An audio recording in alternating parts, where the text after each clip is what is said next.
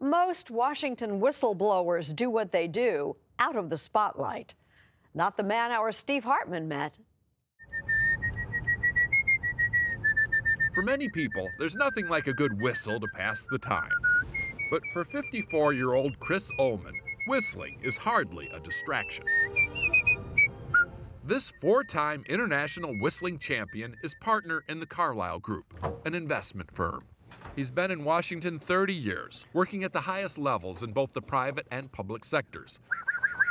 And along the way, he has earned a reputation as perhaps DC's only universally admired whistleblower.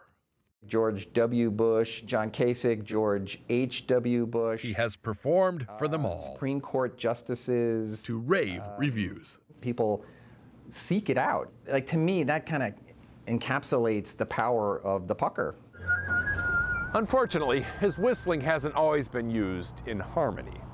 Back in '95, then House Majority Leader Dick Armey summoned Chris to a tense budget negotiation. He wanted a song, but it wasn't Come Together or We Can Work It Out. It was Dixie, and the government shut down shortly after.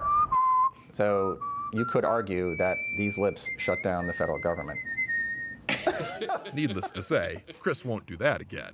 But 20 years later, he's not just not whistling Dixie anymore. Today, he's using his talents almost exclusively for the most apolitical purpose of all. Well, prepare yourself. Here we go. It just transcends the partisanship of Washington. Virtually every day, Here we go. up to 8 times a day, Chris whistles Happy Birthday for free to people all over D.C. Happy birthday, man. Whether they work in cubicles or Oval Offices, Democrat or Republican. Happy birthday. I think the whistle helps me get beyond the politics. I'm going to love you. I'm going to honor you because of you. And that is the bottom line, is that we have forgotten to love each other and we've forgotten to respect each other. That is the problem. To that end, he wrote a book encouraging others to find their special gift and use it to change lives. He says what America needs right now isn't a big fix. What it needs is a million small gestures.